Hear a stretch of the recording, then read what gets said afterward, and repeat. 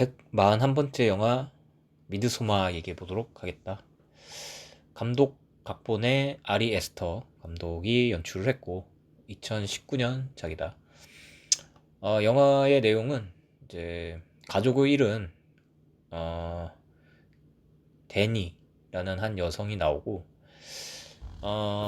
이 데니가 이제 남자친구 크리스티안과 또 크리스티안의 친구들과 함께 스웨덴의 어느 한 마을에 가게 되면서 이제 벌어지는 일들이고, 데니는 이제 어떤 슬픔을 좀 치유하고자 하는 여행이기도 하고, 반면에 이제 데니와 그의 친구들은 어떤 인류학적인 어떤 논문을 이제 쓰기 위해서 답사하는 겸 여행 겸 이렇게 다녀오는 그런 일정이었고,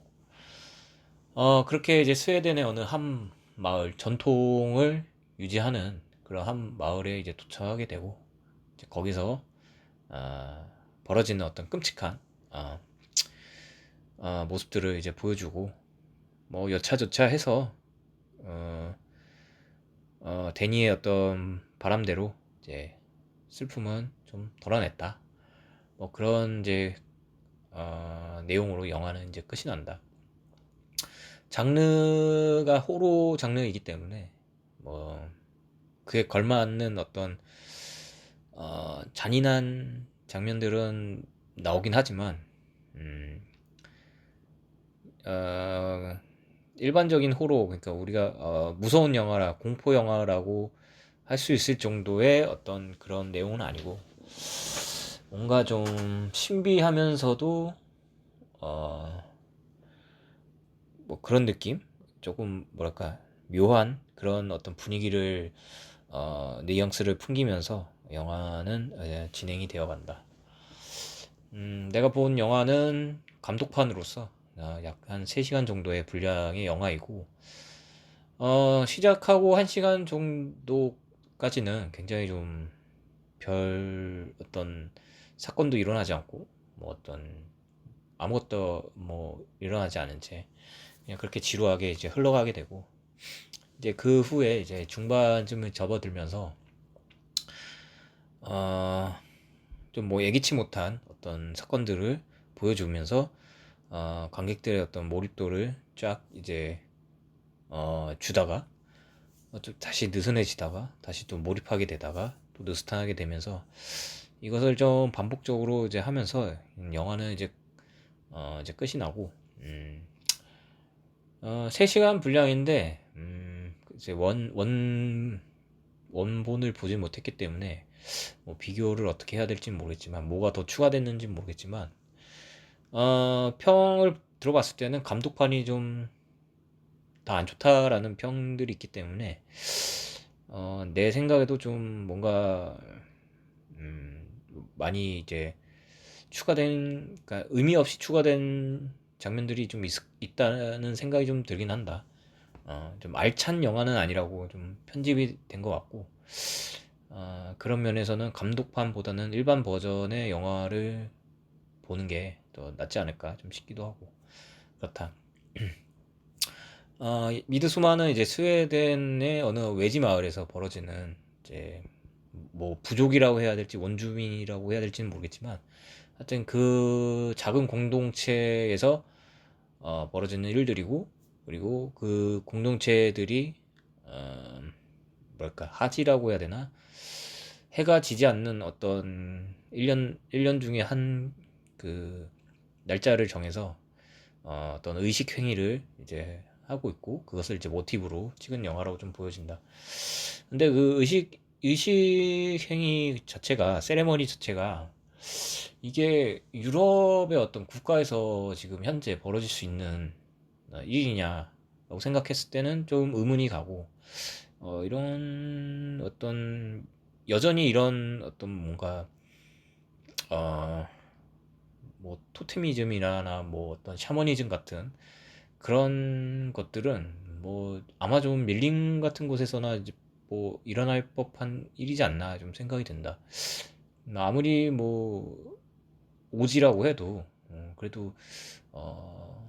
유럽인데 이런 일들이 일어날 수 있을지는 좀 의문이긴 하고, 그런 면에서는 아, 판타지라고 생각을 해도 납득이 좀 되지 않는 약간 그런 것들이 있다. 실제로 그 영화에서 나오는 어떤 의식 같은 행위들이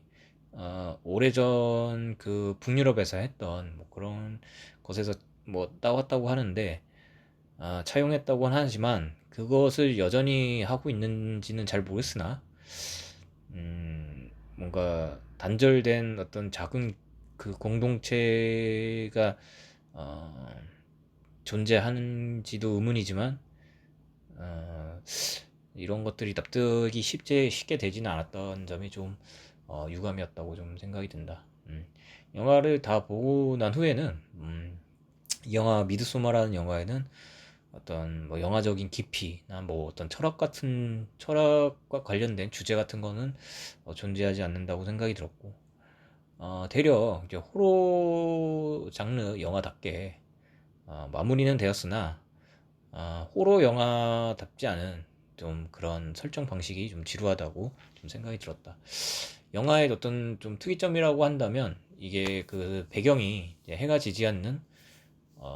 이 그런 백야라고 할 수 있을 것 같은데,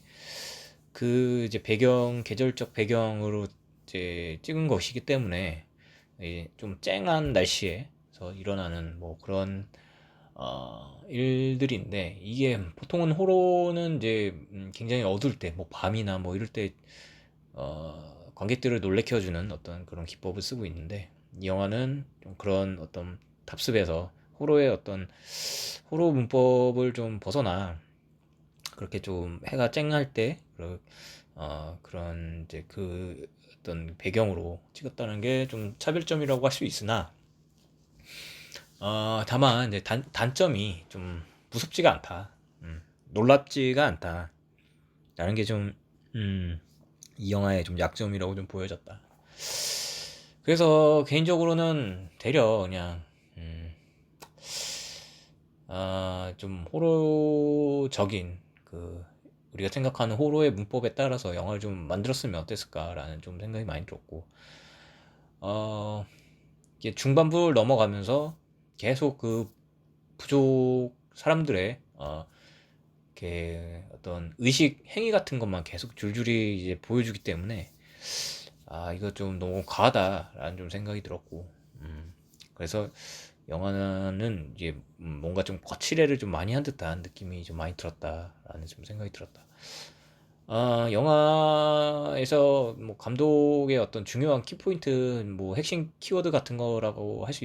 있다면 그건 가족이라고 좀 생각이 드는데, 음,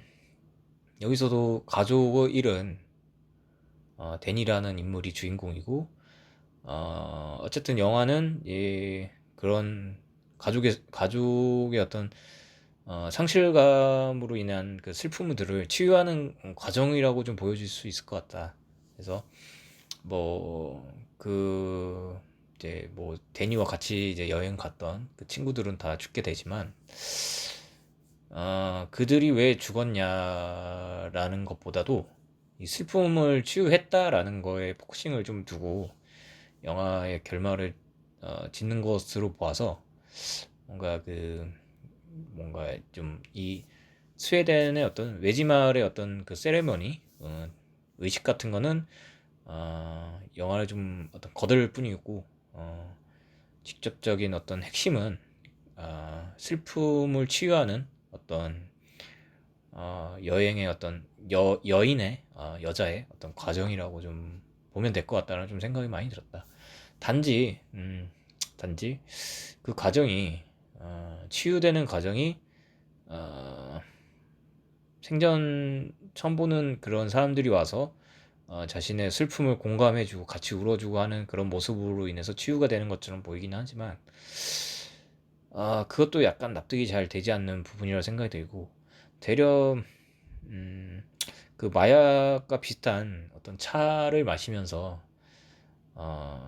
마약에 의존해서 그 치유가 된 것이 아닐까라는 좀 개인적으로 좀 생각을 해보고, 있다. 그래서 영화에서 보여지는 어떤 그런 공감하는 사람들의 모습은 감정을 공감해주는 어떤 사람들의 모습, 그리고 그 사람들을 또 다른 가족이라고 부르는 명칭하는 그런 장면에서 보면 쉽게 납득이 되지 않는 감독의 어떤 뭐 바람인지 뭐 어떤지는 잘 모르겠지만 쉽게 납득이 되지 않는 설정이라고 좀 보여진다. 그래서 영화는 실망을 좀 많이 한, 기대를 많이 하고 본 영화인데 되려 좀 실망은 많이 했고, 그래서 영화는 뭔가 그 신비한 분위기는 맛은 냈지만 뭔가 음식이 아주 잘 된 음식이라는 생각은 들지 않아서 좀 아쉬웠다. 그냥 끝.